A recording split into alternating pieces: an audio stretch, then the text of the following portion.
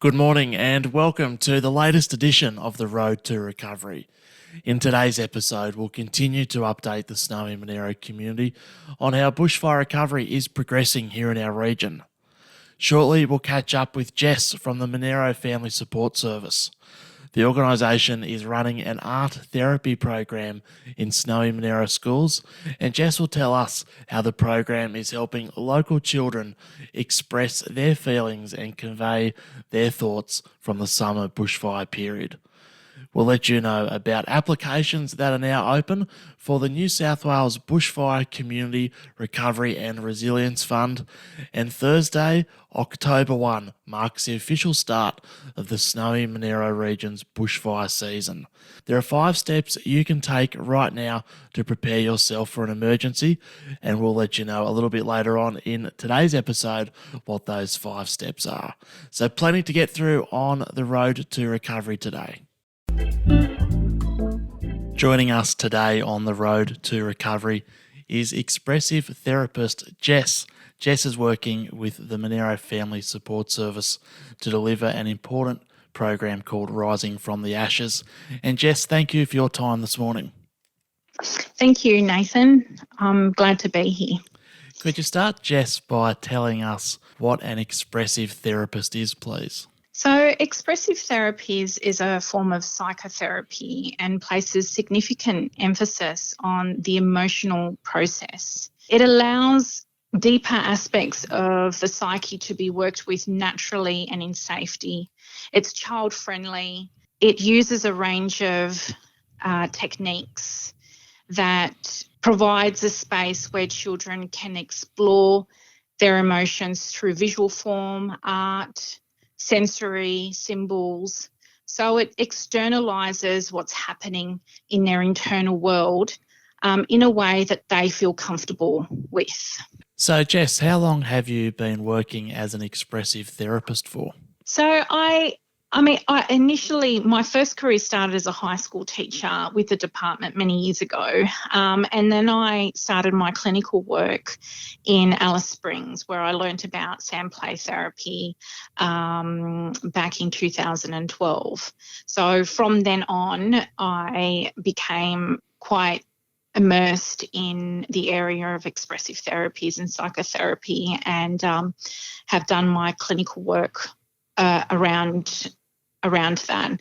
So, Jess, you've been in the Snowy Monero for a number of weeks now, working for the Monero Family Support Service to deliver the Rising from the Ashes program. Could you tell us how this program has come to be here in our region? So I've been sourced by and approached by Monero Family Support Services, so the manager from there, Pauline, and she thought that because of my background in expressive therapies, it would be good to come up with a workshop that provides children who have been affected by the bushfires an opportunity to tell their story and their experience in a way that allows them to process the grief around the bushfires. I incorporated some activities which helps children to tap into the memories of the bushfires. So it bypasses what they call left mode thinking, talking, to connect with their right mode body, where trauma is implicitly stored as imagery, sensation.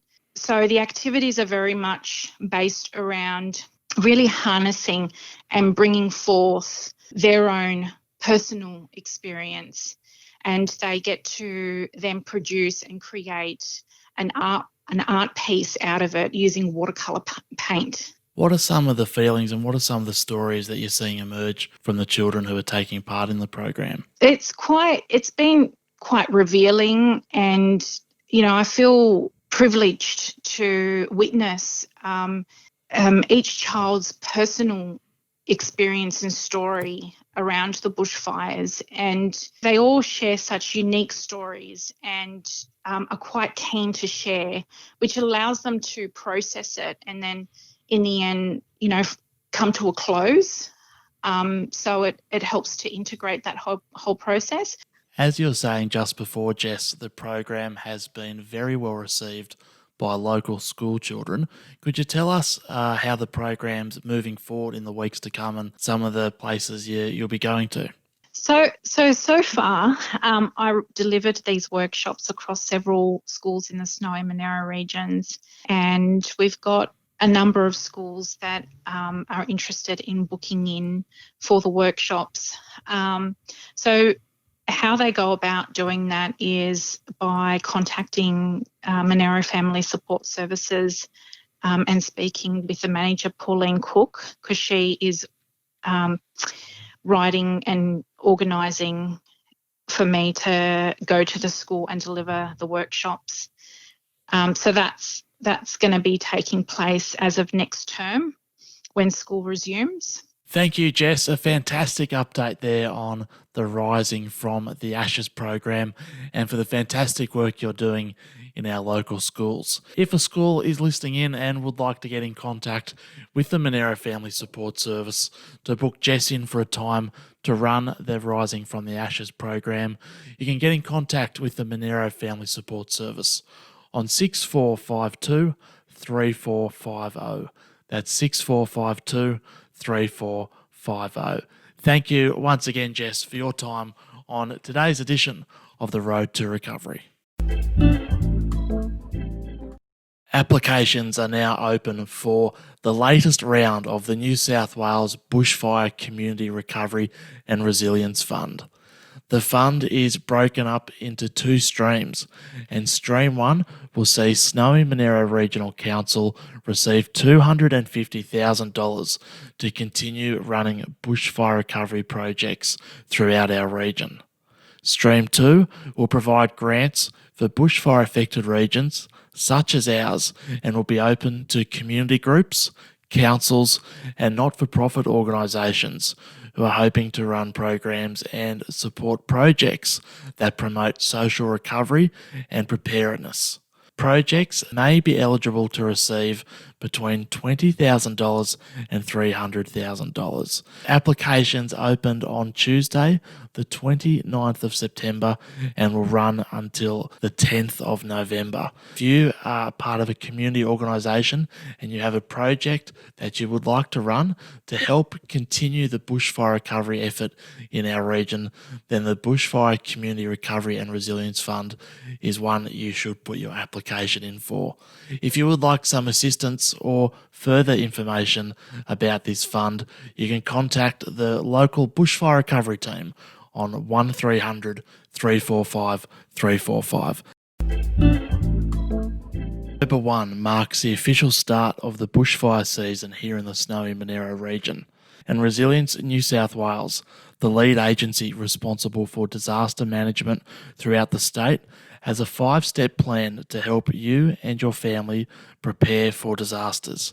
They may be bushfires, home fires, floods, storms, heat waves, or even power outages. We know our emergency services do an incredible job keeping us safe, but they can only do so much. So being aware and prepared is everybody's responsibility, and the following 5 steps can help you and your family be better prepared. Firstly, know the risk. Think about the area you're living in and the type of disasters that could affect you. Secondly, plan now for what you and your family will do. Sit down, have a chat with the family, and plan what you will do if a disaster affects your area. Number 3, have your home prepared. Preparing your home by doing general home maintenance and checking your insurance is a great start. Fourth on this 5-step plan is being aware. Find out how to prepare and what to do if there is a disaster in your area. Connect with the New South Wales Emergency Services to stay informed. And finally, step 5, look out for one another.